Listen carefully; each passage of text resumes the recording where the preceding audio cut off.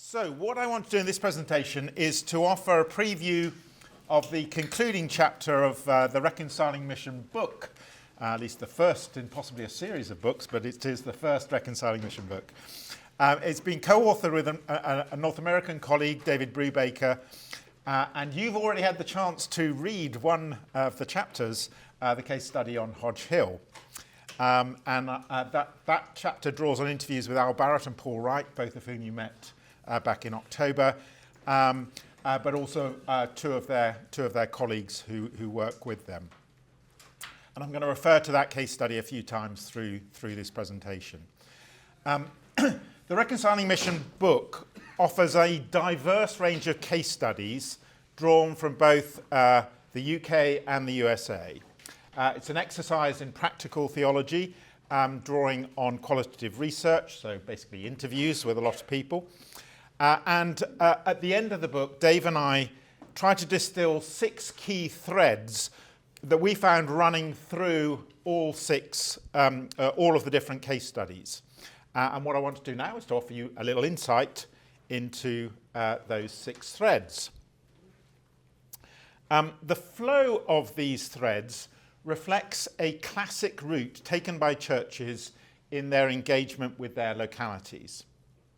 First, the Christian community seeks to know and love the place where we find ourselves. Second, we form deeper relationships with our neighbours. Third, we try to build coalitions with other groups and organisations. Fourth, or really in parallel, as part of this, we identify and develop those with local leadership capabilities. Fifth, it's often only then that we wake up to the need to address the more challenging systemic issues. And then the final thread is one which is really interwoven across the whole story, is the church's patient waiting upon God. So we're going to unpack each thread in turn, and I'm going to try and link each thread to some of the things that we offered you in the residential. And you don't need to scribble furiously, because I will send you the text of the whole chapter as a PDF after the event. But if it helps you to sort of stay engaged and to just sort of have a few things to refer to, but don't feel you've got to scribble furiously, you'll get the whole thing. You'll get the preview before the book comes out in October. Now, as Martin Robinson highlights in The Place of the Parish, which you may remember, I asked you to read a few chapters from before last October's residential, the local neighbourhood has come into renewed focus for the church's attention and as an arena for action. And this is part of the neighbourhood in Malvern Parish where I live. You'll also hopefully recall the short video of John McKnight, who's the co-founder of the Asset-Based Community Development Institute. John very sadly died at the end of last year, but having offered an amazing gift to many, many people. And what you'll recall is that McKnight observed that what people feel is their neighbourhood tells you what they're motivated to do something about. The motivation for people to act is tied to a place with which they have a sense of belonging and which they feel is theirs in some way. Therefore, if you want to get things organised to change or improve a local community and experience a greater foretaste of heaven, then we must depend on people's sense of identity with a place, because that's where their commitment is rooted. Author Tim Surens, I'm never quite sure how to pronounce his name, because I've not met him or been sure how to pronounce it. But he is a co-founder of something called the New Parish Movement in the United States. And they have a working definition for their conception of parish in North America. And Surens says, he talks about a geographic area that is large enough to live life together and small enough to be known as a character within it. So I'm wondering, what does that suggest to you? What does that say to you when you hear that as a way of thinking about parish? majority of our parishes are just too big. Okay, so some of our parishes are just too big, maybe for that. Got at least 3 to 5 neighbourhoods within mine and not 4. Yeah, so, how much of a fit is there between Church of England parish and this idea of parish? And even council parish, yeah. Other thoughts that sort of come to you when you see that as a possible definition? Yeah, go on, Lydia. My initial thought was actually that both my parishes do fit that definition. But with the known as a character within it, just a chap who's randomly turned up to one of my churches for about 6 weeks sprang to mind. Because it was obvious to me, but not to the congregation, that his mental health was deteriorating week by week by week. And a couple of weeks ago, his behaviour was very bizarre, to the extent that the wardens and the safeguarding officer, wanted to call a meeting. Anyway, so we got all our strategies in place. I mean, in my heart of hearts, I did feel he wouldn't be turned up next Sunday because he'd have been sectioned by then. And sure enough, that's what actually happened.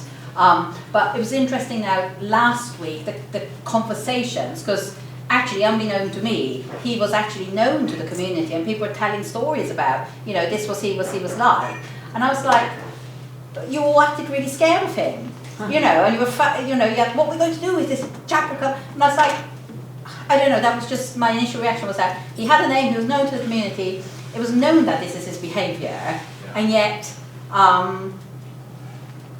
why did my congregation not cope with it? So I've started a piece of work on next time we see him, he'll probably be at a good place again, but we all need to help him to say, you need to keep taking your medication, and we need as a church to support him. Hopefully he'll come back to us. But yeah, I'm not rambling now, but just that known as a character. Yes, but what's really striking there for me is that when we are known, people can make some sense of our behaviour and go, oh, okay, yeah, that's just Alastair being Alastair. Or, well, that's a bit different to the Alastair we normally see. What might be going on? But there's a significance to being known well enough that people can put us into context in the way we're behaving or not behaving. And that seems very striking from what you've offered. Yeah, Karen. I was just agreeing that possibly with urban parishes, they might be bigger. That fits very well with quite small rural parishes. That is very much everybody knows everybody else. Yeah. And you learn very quickly never to talk about anybody because they'll be related in some way. Yes, absolutely. But so that's a great segue into where I want to go next, because what Sørens and the New Parish Movement say is it depends on the context what this looks like. So in an urban context, it might just be a single neighbourhood. In a suburban context, such as the one I live in Malvern, it might comprise several neighbourhoods. And so you might remember this from the mapping exercise I showed you, and I think about the fact that we've got really 5 different sort of neighbourhoods. I haven't got them circled there. If I'd been more technically able, I would have done one version with sort of some circles to show you the neighbourhoods. But you can sort of see this visually. So this is St Matthias, which is down near Malvern Link railway station, which is at the bottom of the hill and is the kind of most deprived bit of our parish. There's some very mixed housing in there as well as some others, but it's quite different to the bit that's at the top of the hill, where the church building, if you can see the church building, you get a prize. So there is St Peter's Cowley, as it once was, is in there. It is really, really hard to spot. So it is my pointer working? It is that roof there. But so it's like a hidden gem. I mean, you've really got to struggle to find this place. And in this bit of the parish, there are a few Victorian houses, which are kind of really sort of well-to-do. There's a whole load of more sort of 60s and 70s housing. But this is completely different to this area up at the top there, which is Malvern Vale, where there is a sort of a new community centre and a little Sainsbury's and so on, and which is about to undergo some huge expansion. So you can see those marks in the fields. That is going to be new housing that is going up later this year. And so, you know, it's sort of massively expanding. And of course, there are no church buildings in the northern part of the parish, which has all been developed, you know, post-Second World War. The only 3 church buildings are 19th century church buildings that are down in the bit that's closest to the Worcester Road, closer to Malvern Link. Anyway, but all that to go, you know, you can have one parish, but some very different neighbourhoods within the one parish. And then it's yet again different in a rural context. And in a rural context, the sort of area that we might be talking about is going to be probably much larger than a single parish. It's more like a multi-parish benefice area. That in terms of people being able to live and work and play and do all of life together, you can rarely do that just in the very, very small local area. You need, you know, to get to shops, to get to work and so on. You're talking about a bigger area. Now, thinking back to, whoops, I jumped ahead there. Thinking back to John McKnight's observations, for those working within a traditional parish model, as we do in the Church of England, there can be some real tension because local people's sense of their neighbourhood may not map in any way onto historic parish boundaries. Whereas worshipping members of a local parish church may feel a particular allegiance to their parish, but interestingly, not necessarily connected to the locality, but more to the worshipping tradition of that church, to their particular building, and to the web of historic relationships.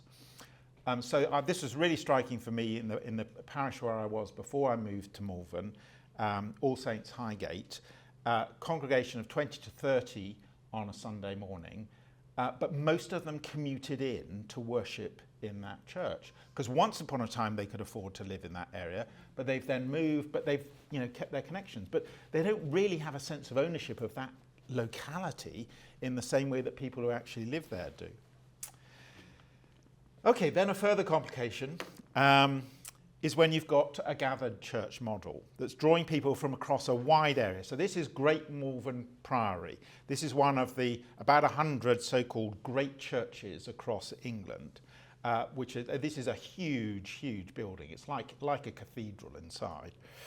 And so people may live in one neighbourhood, and in fact will live in our parish in Malvern Link, and have some sense of allegiance to it because they live there. But actually they worship in the town centre, in the Priory, in a neighbourhood which has very few residents, and which they might then be less motivated to really want to work to improve, because they don't actually live there. So what are the implications of that? For me, if we're thinking about missional impact and effectiveness, it means, I think, there's a priority placed on neighbouring churches working collaboratively together across parish boundaries, for example, within a deanery. But differing theological traditions, heightened most recently by tensions over differences in how we treat same-sex relationships, make such collaboration challenging. That is certainly very real in Malvern. My parish, Malvern Link with Cowley, is very explicitly open and inclusive, and if you look at our website, that will be one of the things that will first strike you. While most of the neighbouring parishes, including the Priory, are explicitly opposed to embracing same-sex relationships, are historically very traditional evangelical. And so it can make working together really difficult. For example, part of one of the things that we've had a conversation about in the deanery, could we work collaboratively together in reaching out to young people in our community?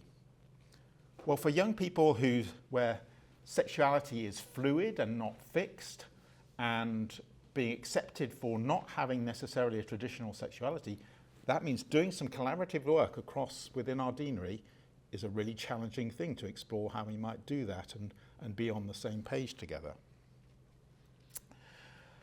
Okay, well, sometimes, as in Hodge Hill and the case study that you read, and Hodge Hill's in a very densely populated high-rise urban Birmingham, there may be a conscious decision to focus missionally on a much smaller neighbourhood than the whole parish. Smaller can be not just more beautiful, but actually more effective. And one reason is that the relational web is more realistic and more achievable on a smaller scale. Hence, in Hodge Hill, they focus some of their best energies on local street parties for a single street or group of houses. And their research shows that at the end of such gatherings, people are much more likely to know their neighbours better and to know them by name. Think back to the importance of what we were saying earlier about being known by name. Much more than can ever happen in a larger scale event. Now, Tim Soerens has usefully observed that we need a place to listen and learn, a place where we can feel the effects of our actions and make creative iterations, a place where we pursue the dreams of God within our common life. And our local neighbourhoods do offer the prospect of such a place in a way that larger scale areas may well not. My kind of gut conviction is that a group of congregations that fully know their localities and that build strong relationships with their neighbours offer the prospect for realising more of God's reign in partnership with those neighbours. I do believe that place matters and that we tend to identify with a particular place and feel motivated to act and build relationships in that place. And you'll know that because that's a really key thread running through everything we're offering you in the Reconciling Mission programme, and that's a thread that runs through the Reconciling Mission book. At the same time, I want to remember what the sociologist Nancy Ammerman has artfully expressed. She says congregations are both sacred places, making claims for the power of the transcendent other in the midst of this world, and civic places, mobilising all sorts of resources for the sake of the community. So as Christian ministers, I know that one of the challenges you face is to sustain your churches as sacred places, as well as supporting them to become more engaged civic bodies. And how you strike the balance there, that's part of the challenge of ministry today, isn't it? Okay, so that's our first thread. What's the second one?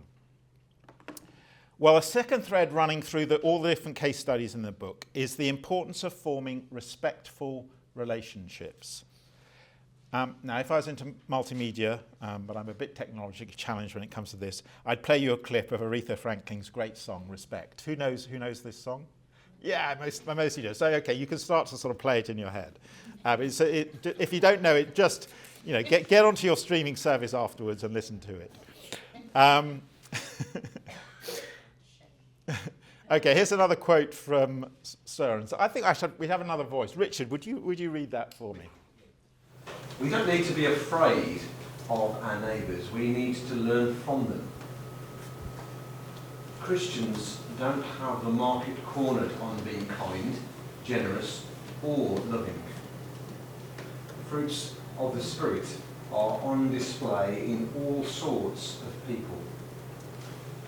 And I think this sort of dovetails with what Bishop Sitho was saying to us. And as Al Barrett and Paul Wright highlighted for us in their ABCD sessions on the residential, a vital starting point here is recognising that God has given our neighbours gifts, skills, passions, which are of God, as evidenced by some of their fruit. And as Christians, I think that means we start with the assumption that there is treasure to be discovered among our neighbours, among people who do not share our Christian faith, rather than assuming that we are the ones who have got all the answers that our neighbours need. Now, this doesn't mean hiding our love of Jesus. Rather, I think it means we maintain a commitment to building mutually respectful relationships with our neighbours, undergirded by the conviction that we have much to learn from one another. Yes, we may have some things to share, but we have a lot to learn from our neighbours as well. And For many of us in the church, and I think particularly in the Church of England, this requires greater humility than we have shown in the past. Now, the Church of England has a strapline about being a humbler church.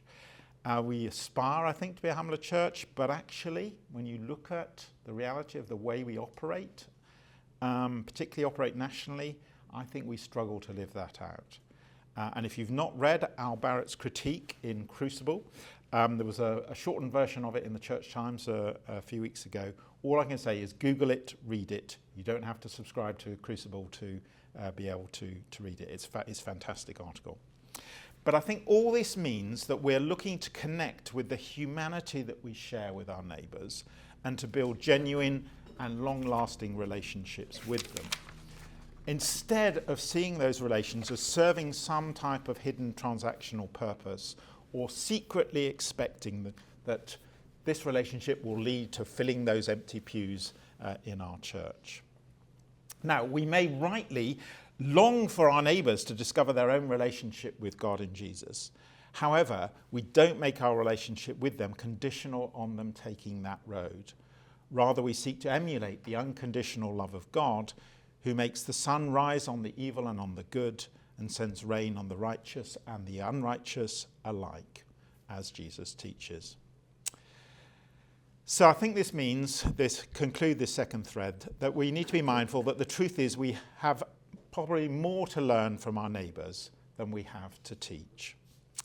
And I think as your recent reading of the Hodge Hill case study will have reminded you, the centrality of such mutually respectful relationships has been the bedrock of the really significant community building work that has gone on there in East Birmingham over the last 13 years.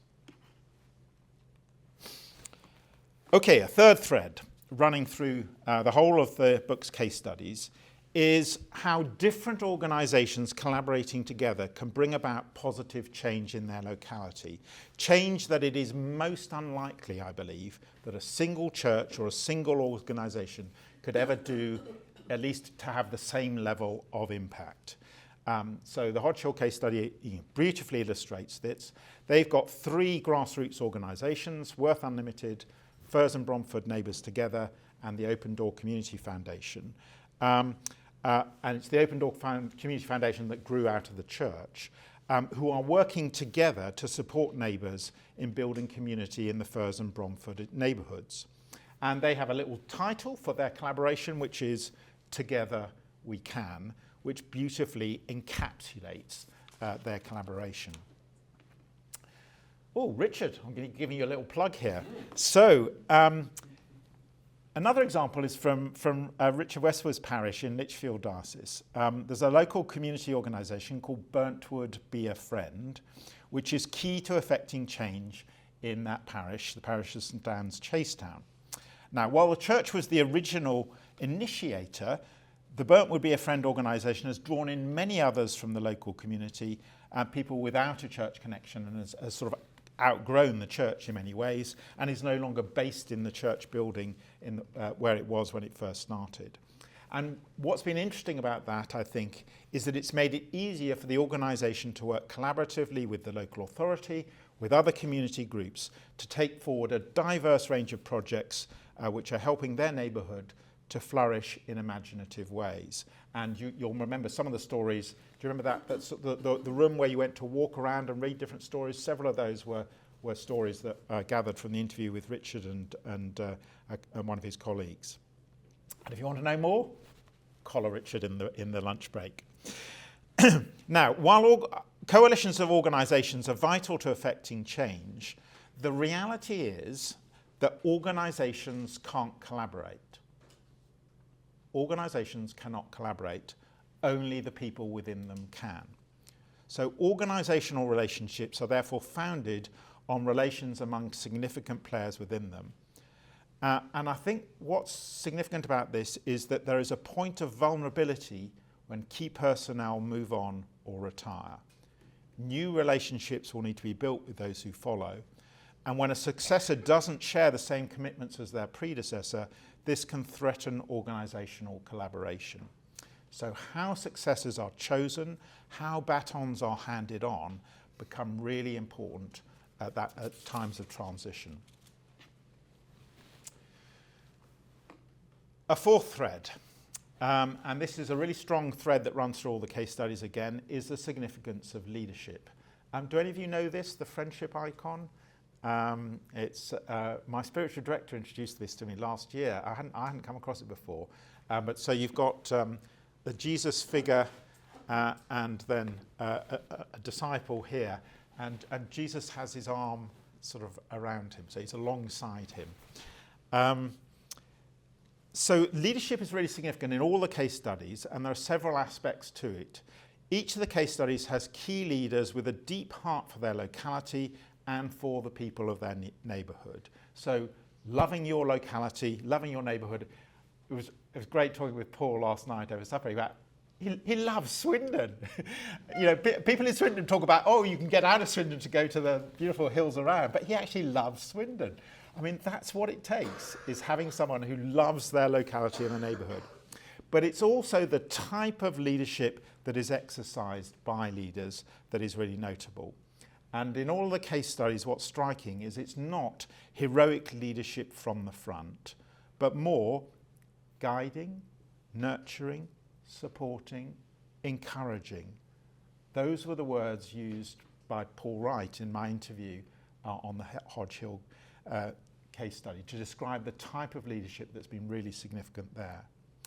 So a defining aspect of their leadership has been a facilitative approach which has empowered and released others to step up and exercise leadership of their own. This multiplication of leadership gifts and approaches is a significant source of the power of the book's case studies. And leadership can sometimes look really quite small. So a very simple example, Mary Sapsford, who I interviewed, who's one of the co-founders of Crafty Cafe in Berkswickham Parish in Lichfield Diocese. She encourages local people beyond the church to share their crafting skills with others through the cafe. You can do it, she tells them, to people who have never before taught somebody else how to do something. And sometimes it can be through encouraging someone in a small way like that. Other times it can be encouraging somebody to apply for a job, to step up and take on a position where there's funding for that available. So there's a beautiful story from this from Hodge Hill. Claire, one of their now street connectors, was encouraged by existing staff and by members of her family to apply to become a part-time street connector trainee. And she reported this, and I read this in one of their reports. I hadn't had a paid job for years. I really battled with myself and with my own mental health, thinking about even applying for this. She really struggled to see herself holding down a job of any kind. But becoming a paid member of the team, having others believe in her, what's that done? It has enormously grown her self-confidence and strengthened Claire's leadership within that community. So this experience reflects the adage that the essence of community development is leadership development. The ability of churches and other community-based organisations to recruit, nurture, support leaders that reflect the diversity of the neighbourhood and community that is being served is vital to the task. There's an association of Christian organisations in the US that puts it this way. The core of leadership development is identifying, mentoring, retaining, and getting out of the way of leaders who are already there in our communities. Okay, we're on to the fifth one. A recurring tension that emerged throughout the book's case studies lies between attending to individuals' needs and addressing the systemic issues at the root cause of the problems that people face. One of the strengths of the Reconciling Mission theoretical framework that we explored together on the residential week, inspired by Adam Curl's work, if you remember my mentioning of him, is that it highlights the importance of going beyond addressing felt needs in bringing about a society characterised by both peace and justice. And there's, if you've forgotten it, there's a reminder on the walls of both of the theoretical framework, but also of the two key biblical narratives that we kind of connected with that. One author puts it this way: getting clear about the particularity of our parish is important if we hope to avoid the seesaw effect of prioritising only individuals to the neglect of the systems that impact them. Yet, as those involved in the long-term community building work in Hodge Hill have found, fully grasping the particularity of one's area is simply not enough. One of the Hodge Hill team noted, community building takes so much time, so much energy, so much care. How do we have the time and energy to deal with the bigger systemic stuff? Well, I believe that part of the answer to this question is not teddy bears, but those of you who are familiar with the Gilmore Fraley Friendly Style profile will know we use colours to kind of try to describe, and we were chatting about this over supper last night, to kind of have a way of a handle on the diversity within a group and within a team. But expanding the team, I think, is the key here. It means trying to find ways to draw in those who have a passion for addressing systemic issues of inequality.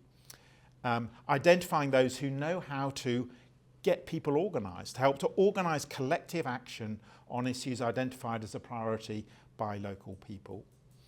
Now, our Reconciling Mission theoretical framework highlights that addressing systemic issues involves a journey of raising awareness of what causes injustice and the developing strategies to challenge the systems that perpetuate them. But we've got to be real, I think.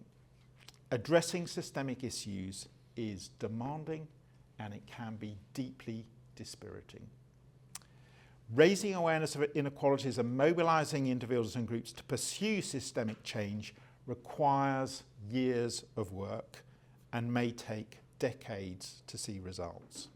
National and local governmental systems are generally firmly established, relatively, I do use that word advisedly, relatively well funded, but key are resistant to change. And any new government that comes in discovers that.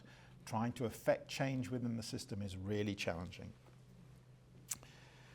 So that's why expanding the team or the coalition is generally required. Sustained collective action, supported by those with experience in community organising, is usually required for successful systemic change.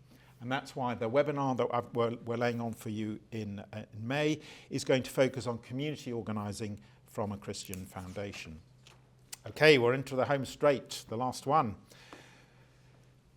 A common strand running throughout the Reconciling Mission book's case studies is that they emerge from what theologian Sam Wells identifies as communities of hope, another connection with what Bishop Smith was saying earlier.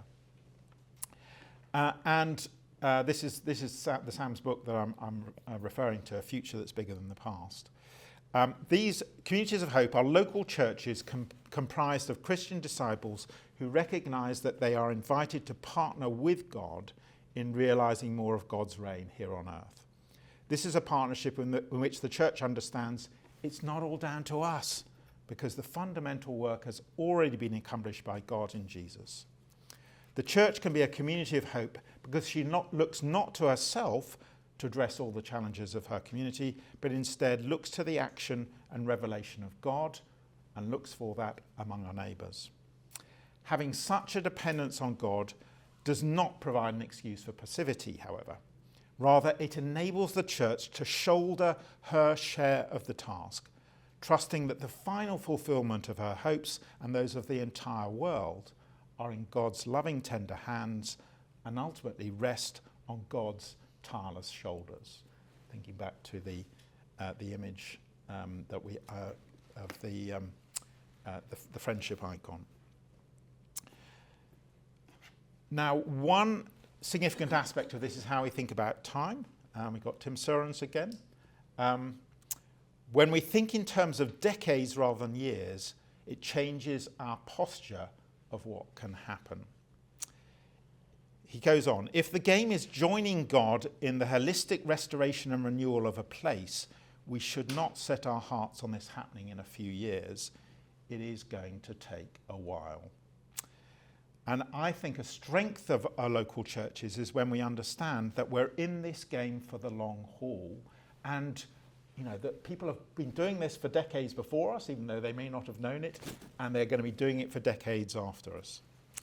The parish of Hodge Hill, I think, have really grasped this. Their local organisations have really been helped in this long-term perspective through having grant funding spread over significantly more than a 10-year period. Now, that sort of grant funding you may kind of look enviously at, and it is a really rare thing to have that, but having a long-term perspective, that is available to every one of us, to every one of our parishes. And so it's important to remind ourselves that transformational community development will take decades, not months or years. It's really interesting, the US case studies that Dave works with, one was founded in 1981, one in 1988, and a third in 1992. And in the decades since their founding, each of those organisations has experienced significant setbacks or detours, to use our language from the biblical narratives. But they've also faced disruptive leadership transitions, the launching and the ending of multiple different programmes in response to changes over time within their localities. What has remained constant, though, is a commitment to a particular place and a faith-inspired vision of a beloved, flourishing community. And having that sort of commitment requires generational work. Now, I believe that part of the key to such generational work is grasping the essence of the church's calling. Early in the biblical canon, God makes 3 promises to the Abrahamic family: to make of them a great nation, to bless them, and to make their name great. The big question I have is, why? Well, God makes it really clear and provides a startling answer: so that you will be a blessing. That is the great purpose statement. This is why God chose a particular people, the people of Israel. And again, God goes further: so that in you all the families of the earth shall be blessed. It is really about everyone. I believe that now is the time for the church to realise that the mantle has passed to her, has passed to us. As local churches and congregations, we're called to be a blessing to the peoples of all the peoples of the earth. And we might therefore ask ourselves, to what extent, how much do our neighbours recognise this about us? How much are we seen as a blessing to our local communities? In a culture that seeks quick fixes and is prone to short-term solutions, this longer-term perspective requires the church to practice the virtue of patience. My wife will tell you this is not one of my virtues. But in his amazing book, The Patient Ferment of the Early Church, my Mennonite theologian friend Alan Kreider, who's sadly no longer with us, has highlighted how central patience was as a virtue for the early Christians, who believed that God is patient and that Jesus visibly embodied patience. And this patience was manifest in the early Christians' behaviour and shaped by their formation and their teaching in preparation for baptism. It was part of the way people were trained to be followers of Jesus, was to learn to be patient. In a recent reflection provocatively titled "When Church Stops Working," the authors highlight how today's church needs to embrace the invitation to wait patiently upon God, to avoid the contemporary drive to acceleration, and to seek resonance with God's actions in the world. And I think this all prompts a reminder that our current worship practices and discipleship formation will need to nurture patience and the capacity for watchful waiting to be faithful to this image of God, an image that's offered by the biblical witness. That's one of the reasons for introducing you to the dwelling in the word practice that Nigel Rooms shared with us on the residential.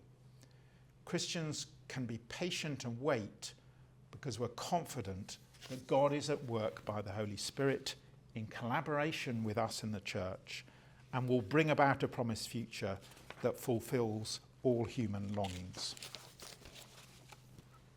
When we then experience a greater foretaste of the heavenly banquet here on earth, and when we've glimpsed something of that future that is for us now, we can be encouraged to be patient, knowing that the final fulfillment is to come.